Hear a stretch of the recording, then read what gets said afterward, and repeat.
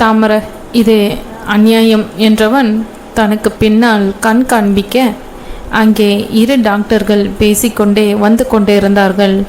இருந்தாலும் கண்ணில் தீர்மானத்தோடு அவளை நெருங்க ஒரு சின்ன சிரிப்புடன் குனிந்து அவனை தாண்டிய தாமரை, என்னவெல்லாமும் செய்ய வச்சிட்டீங்க, சரியான குறும்புக்காரங்க நீங்கள் என்று கண்கள் மலர சொல்ல அவன் ஏமாற்றத்தோடு விலகி நின்றான். தாமரை, கொஞ்ச நேரத்தில் நானே கொண்டு வந்து விடுறேன், இப்போ என்னோட வரியா? அவனை தயக்கமாக பார்த்து எதையோ சொல்ல வந்த தாமரை அதை அவன் எவ்வாறு எடுத்துக்கொள்வானோ என்று சொல்லாமல் விடுக்க அவனே, தாமரை, நானும் நீயும் புருஷன் பொண்டாட்டி, 2 பேர் நடுவில் பயமோ தயக்கமோ இருக்கக்கூடாது. ஆல்சோ எனக்கு தெரியாமல் ஒரு விஷயம் உனக்கோ இல்லை உன்கிட்ட மறைச்சி ஏதாவது விஷயம் நானோ என்றைக்குமே வச்சிக்கக்கூடாது, புரியுதா என்று கேட்க, புரிகிறது என்று அந்த கிராமத்து பைங்கிளி தலையசைத்தது. இதற்குள் ஸ்ரீனி வர, வஸ்தனே, ஸ்ரீனி, எனக்கு கால் ரொம்ப வலிக்கிறது, நான் ஆற்றுக்கு கிளம்புறேன், நீ இங்கே தாமரையோடு இரு, நான் அம்பிக்கிட்ட இவளுக்கு சாப்பாடு கொடுத்து அனுப்புகிறேன். பாண்டி அம்பியை இங்கே விட்டுட்டு இங்கே காரில் படுத்துக்கட்டும். தாமரை, இந்த என் ஃபோன், இதை வச்சுக்கோ, எப்படி யூஸ் பண்ணணும்னு தெரியலனா இங்கே யார்கிட்டையாவது கேளு, நான் கிளம்பட்டுமா என்று கூற அவளுக்கு மனதே இல்லாமல் அவனுக்கு விடை கொடுத்தாள். வந்து நைனா, தாமரை, நான் பார்த்துக்கிறேன், இன்றைக்கி அம்மா ரூமில் தான் இருக்க போகிறேன். ஸோ அவங்க வந்தவுடன் நானே போய் பேசி சமாதானப்படுத்துகிறேன். அதான் குழந்தைக்கு எல்லாம் ஓகேன்னு சொல்லிட்டாலே. ஸ்ரீனி, நீ உன்கிட்ட பைக்கில் அப்புறம் அம்பியோடு வந்துடுடா என்று சொல்ல கணவனுடன் வாசல் வரை சென்று வழியனுப்ப நடக்கத் தொடங்கிய தாமரையின் நெஞ்சம் கணவனின் அக்கறையான செய்கையால் பெருமிதம் கொண்டது. அப்பொழுது தாமரையின் கையில் இருந்த வஸ்தனின் ஃபோன் அடிக்க அதை வாங்கிய வஸ்தன், ஏஞ்சல் என்று கூறி அவளுடன் 2 நிமிடம் பேசிவிட்டு வந்தான். அப்போவே 2 தடவை ஃபோன் பண்ணுனா. அதான் த்ரிஷா எப்படி இருக்கான்னு கேட்டு என்று சொல்ல தாமரை அர்த்தத்துடன் அவனை பார்த்தாள். பாருங்க, அவங்க நல்லவங்க தான், என்னமோ புத்தி கெட்டு போச்சு. அப்போது எவ்வளவு அக்கறையாக நம்ம த்ரிஷாவை பற்றி விசாரிக்கிறாங்க என்று சொல்ல இப்பொழுது பெருமிதம் கணவனின் உள்ளத்தில் குடி புகுந்தது. அட போதும் விடுங்க, 2 பேரும் மாற்றி மாற்றி இப்படி லுக்கு விட்டுண்டு இருந்தால் என்னோட பொண்ணான சின்ன இதயம் தாங்காது. என் குஷ்பு வேற இன்னும் 2 நாளில் சொல்கிறேன்னு சொல்லியிருக்கா. அதுவரை எனக்கு கொஞ்சம் பிரேக் கொடுங்கப்பா. லவ் பர்ட்ஸ் தோத்தது என்று கையை விரித்து மேலே காண்பித்து விழியை உருட்ட இருவரும் சிரிக்க அந்த வழியே வந்த நர்ஸ், இங்கே சத்தம் போடக்கூடாது, வெளியே போய் பேசுங்க என்று மிரட்டி விட்டு சென்றாள். நள்ளிரவு 1 மணிக்கு வீட்டுக்கு வந்த கங்கை ஒரு முடிவோடு தான் தன் காலை அந்த வீட்டினுள் வைத்தாள். ஆனால் அவள் எதிர்பார்த்த தாமரை அங்கு இல்லை. அழுது கொண்டே வந்து தாமரை அங்கு இல்லை என்று தெரிய வர அவளை குற்றம் கூறி ஏதோ சத்தமாக பேச ஆரம்பித்த கங்கையை பார்வையால் அடக்கிய சின்னசாமி வஸ்தரிடம், புள்ள எப்படி இருக்குங்க தம்பி என்றார். அங்கிள், இனிமே பயப்படுறதுக்கு ஒன்றும் இல்லைன்னு டாக்டர் சொல்லிட்டா. இதோ நாளைக்கு காலையிலே நீங்கள் போய் பார்ப்பேலே, உங்களுக்கே தெரியும். நீங்களும் டாக்டர்கிட்ட பேசி தெரிஞ்சுக்கலாம். ஸ்ரீனி கூட டாக்டர் தான், அவனை இங்கே இருக்க சொன்னேன்.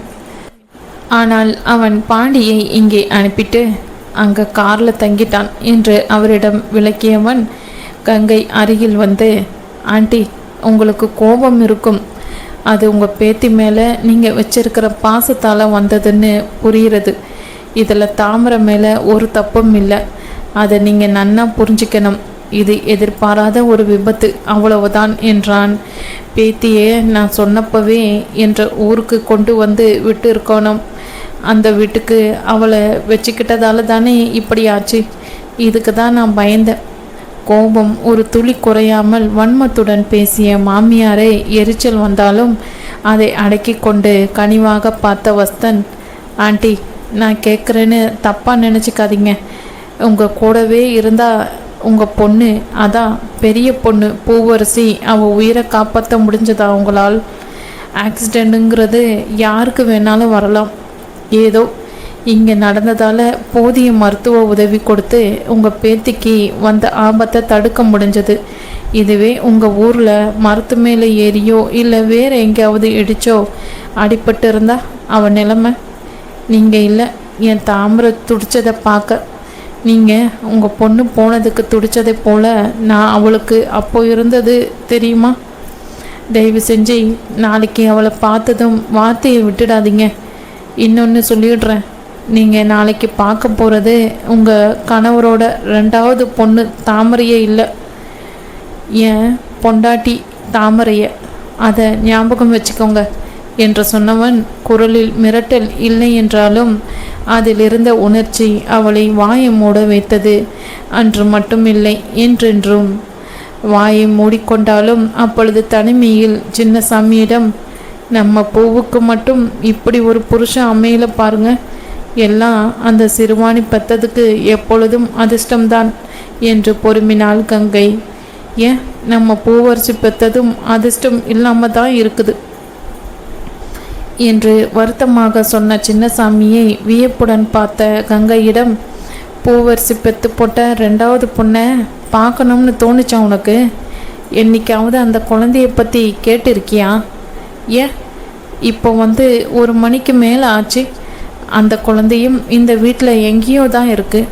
ஒரு வார்த்தை அதை பற்றி கேட்கணும்னு நீ நினைக்கவே இல்லையே. பூவு இருந்தால் இப்படி தான் விட்டுருப்பியா? சிறுவாணி மகள்னு தாமரையை கூறு போட்டா. ஆனால் சின்ன ஒன்ற பூவை பெற்ற பொண்ணு தானே என்று கேட்க விக்கித்து பார்த்தாள் கங்கை.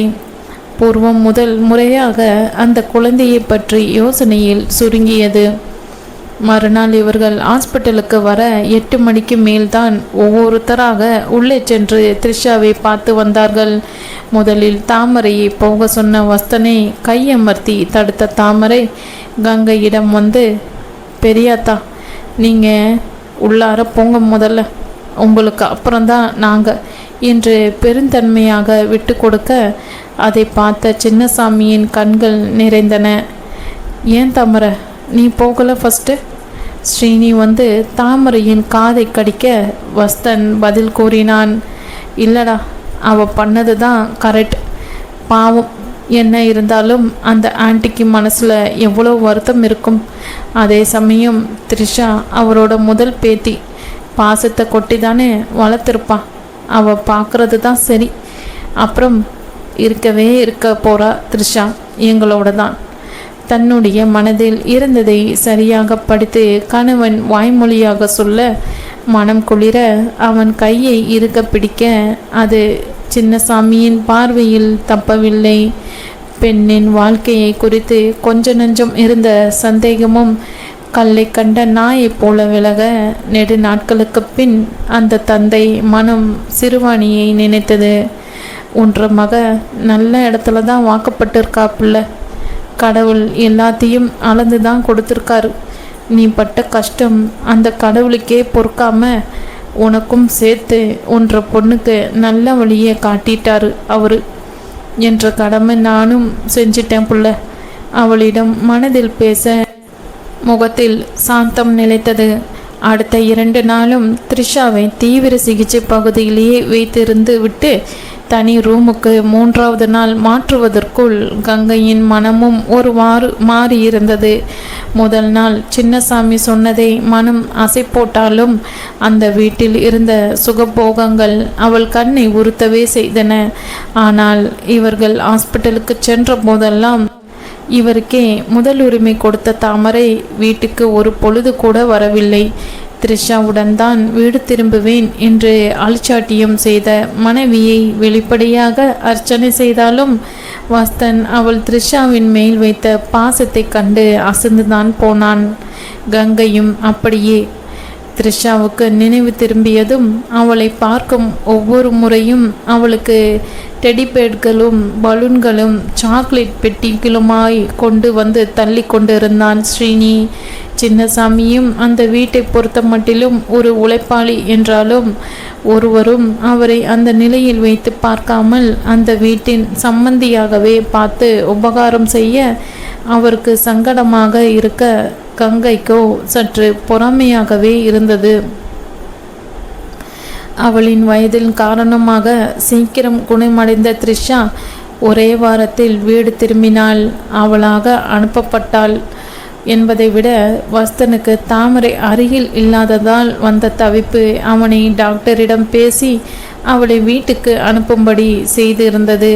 வீட்டில் சர்வ ஜாக்கிரதையாக பார்த்து கொள்வதாக வாக்கு கொடுக்கவே டாக்டரும் குழந்தையை வீட்டுக்கு அனுப்ப த்ரிஷா சந்தோஷப்பட்டதை விட தாமரைக்கு அதிக கொண்டாட்டமாக இருந்தது. சின்னுவையும் விட்டு பிரிந்திருந்ததாலே அன்று தங்களுடைய ரூமுக்கு வந்த தாமரை அங்கே கங்கை வருவதைக் கண்டு வியக்க, கங்கை த்ரிஷாவை பார்த்து நான் புள்ளக்கிட்ட படுத்துக்கிறேன் என்று சொல்ல, அவர்களுக்காகவே அங்கே காத்திருந்த வஸ்தனின் முகத்தில் சட்டென தோன்றிய ஏமாற்றத்தை பார்த்த சின்னசாமி, கங்கை சும்மா இரு, நீயே இப்போதான் பெரிய ஜுரத்துல இருந்து படுத்து எழுந்திருக்க, ராவு முழுக்க குழந்தைய பார்த்துக்க உனக்கு தெம்பு இருக்காது. நீ அங்கே நமக்குன்னு ஒதுக்கிய ரூமில் வந்து படு, காலையில் வந்து பிள்ளைய பார்த்துக்குவியாம் என்று அவளிடம் கூறி அவளை கையோடு அழைத்து செல்ல, ஒரு நன்றி கலந்த பார்வை மாப்பிள்ளையிடமிருந்து பரிசாக கிடைக்க ஒரு தலையாட்டலுடன் வெளியே சென்றார் அவர். த்ரிஷா தூங்கும் வரை அவளுக்கு அருகிலேயே இருந்த வஸ்தன் அவளையே பார்த்து கொண்டு இருந்தான். த்ரிஷாவுக்கு இது என்னவோ புதிதாக இருக்க தாமரையின் புடவையை இழுத்தவள், அம்மா அங்கிள் கோவமாக இருக்காரா? நான் தெரியாமல் அன்னைக்கு கை நீட்டிட்டேன். நீ ஆட்டோவில் கையை வெளியே நீட்டக்கூடாதுன்னு சொல்லியிருக்க. நான் சரி அங்கிளை பார்த்து கை நீட்டி கீழே விழுந்தாச்சு. இந்த பெரிய அங்கிளுக்கு கோவமா என்று ரகசியமாக கேட்க, அது வஸ்தன் காதுகளில் தெளிவாக விழ அவன் கை பெண்ணின் முகத்தை மெதுவாக தன்புறம் திருப்பியது. இந்த அப்பாவுக்கு உன் மேலே ஒரு கோபமும் இல்லடா. அப்பா தான் தப்பு பண்ணிட்டேன். அப்பாவே உங்களை காரில் கூட்டிகிட்டு போயிருந்தா நீ ஆட்டோவில் போயிருக்கவே வேண்டாமே என்று வார்த்தைக்கு ஒரு அப்பா என்று தன்னை பறைசாற்றிக்கொள்ள, அதில் வெளிப்படையாக சந்தோஷப்பட்ட த்ரிஷா சட்டென்று ஒரு முறை தாமரையை பார்க்க அவள் முகத்தில் என்ன புரிந்ததோ வஸ்தன் பக்கம் திரும்பி, அப்போது நீங்கள் என் புது டாடியா? தினம் ஸ்கூலுக்கு கூட்டிகிட்டு போவீங்களா? சின்னுவுக்கும் நீங்கள் டாடியா? அம்மாவுக்கும் அவங்களுக்கும் டாடியா என்று படு ஆர்வத்துடன் கேட்க, வஸ்தன் அவள் வாயில் மேல் கை வைத்து, ஸ்டாப் ப்ளீஸ், போதும் செல்லம், விட்டா இந்த வீட்டில் இருக்கிற எல்லாருக்கும் என்ன டாடி ஆக்கிட்டு தான் மறு வேலை பார்ப்ப போல இருக்கு. ஆனால் எஸ், உன் டாடி இனிமேல் எப்பொழுதும் நான் தான் உனக்கும் சின்னுவுக்கும், அப்புறம் உங்களுக்கு வேறு தம்பி தங்க வரும்போதே அவங்களுக்கும் என்று சொல்லி ஓர கண்ணால் மனையாளின் முகம் பார்க்க, அவன் பேசிக்கொண்டே வந்தது அவளுக்கு அளவிட முடிய வியப்பை தந்ததில் சகலமும் புல்லரிக்க கண்ணை சிமிட்டாது அவனையே பார்த்திருந்தாள் அவள். என்ன தாமரை, நான் சொன்னது சரிதானே என்று கண்ணெடுத்து கேட்க, தூக்கத்தில் இருந்து விழித்தவள் போல, என்ன கேட்டீங்க என்றவளை சலிப்போடு பார்த்த த்ரிஷா, அம்மா என்ன நீ கேட்டுக்கிட்டு தானே இருந்த? நான் பாட்டி கூட போக வேண்டாம், இங்கேயே இந்த பெரிய வீட்டில் இருக்கலாம். உன்னோட சின்னவோட வஸ்தனின் கையை தன்னுடைய சின்ன கைகளில் அடக்கம் செய்து கன்னத்தில் வைத்து, நம்ம டாடியோட இல்லை எங்கள் டாடியோட, அதாவது எனக்கும் சின்ன பாப்பாவுக்கும் அப்புறம் வேறு தம்பிக்கும் கரெக்டாப்பா என்று ஸ்ரீனி எப்பொழுதும் சொல்வதை போல் கரெக்ட் என்று சரியான இடத்தில் சொல்லி கேட்க, இப்பொழுது அதே கரெக்டாக புரிந்து கொண்ட தாமரை முகத்தில் லாரி கணக்கில் வெக்கம் வழிந்தாலும் கணவனது பார்வையை எதிர்கொண்டு தாங்கி நின்றாள் பூம்பாவை. சரி சரி தூங்கு கண்ணு என்று அவளை தூங்க பண்ணிவிட்டு அவள் அருகில் மெதுவாக படுக்க எழுந்து சென்ற வஸ்தன் 5 நிமிடத்தில் அவள் பக்கத்தில் வந்து உட்கார்ந்தான். சுருட்டி வாரிக்கொண்டு தாமரையில், த்ரிஷா முழிச்சிக்க போறா தாரா, படு, கொஞ்சம் தள்ளிப்படு, இத்தனை நாள் நீ இல்லாமல் இருந்தாச்சு, இனிமே ஒரு கணம் கூட தனியாக படுக்க மாட்டேன் எனக்கு நான் என் குடும்பத்தோடு இருக்கணும்மா என்று சொன்னவன் குரல் தழுத்தழுக்க அதில் கரைந்த தாமரை தொண்டையை கனைத்து கொண்டு, என்னன்னு கூப்பிட்டீங்க என்ன என்று கேட்பதற்குள் குரல் திக்கிற்று.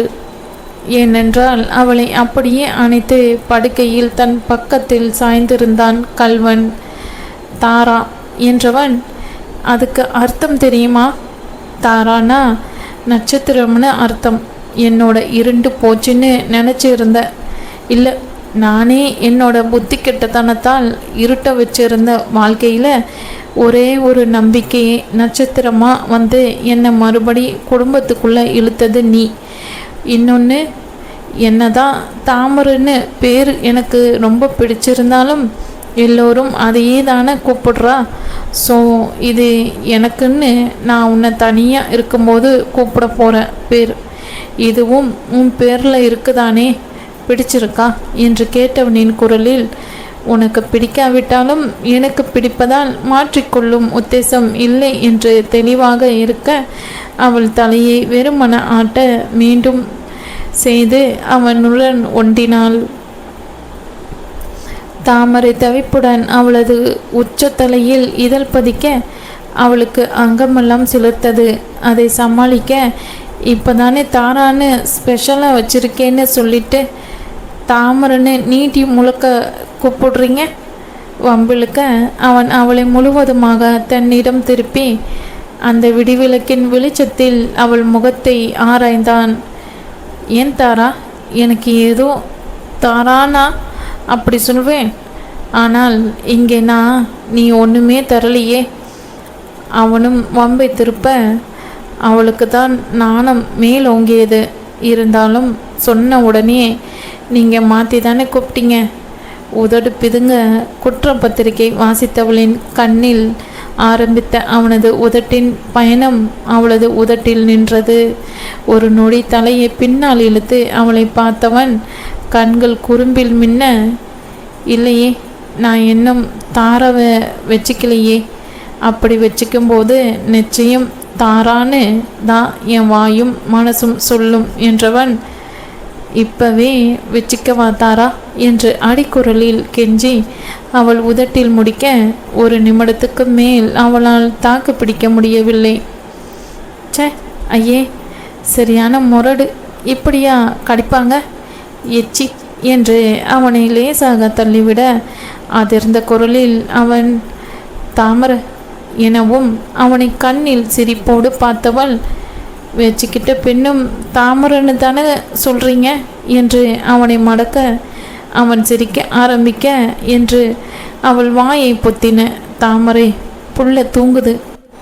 நம்ம பிறவு ஒரு கேட்கும்போது அவளுக்கு கணவனை நினைத்து சங்கடமாக இருக்க அவனோ அதற்கு தேவையே இல்லை என்பதை போல் அவளை இழுத்து தன்மேல் சாத்தி கொண்டு, புரிகிறது தாரா, போகட்டும், குழந்தைக்கு கம்ப்ளீட்டாக சரியாகட்டும். நான் நிறைய யோசிச்சாச்சு. உன்னை பிரிஞ்சு இருந்த ஒரு வாரமாக என்னோட ஃப்ரெண்டு ஒருத்தன் ஒரு ஃபார்ம் ஹவுஸ் வச்சுட்டு இருக்கான். இது வேற வச்சுண்டு என்று அவள் சொல்ல போவதை உணர்ந்து, இருமா, அது ஈசிஆர் ரோட்டில் இருக்குது. அதற்கு கேர்டேக்கர், அதான் அந்த தோப்பு வீட்டுக்கு மேற்பார்வை பார்க்குறதுக்கு நம்பகமான ஆள் வேணும்னு சொல்லிட்டு இருந்தான்.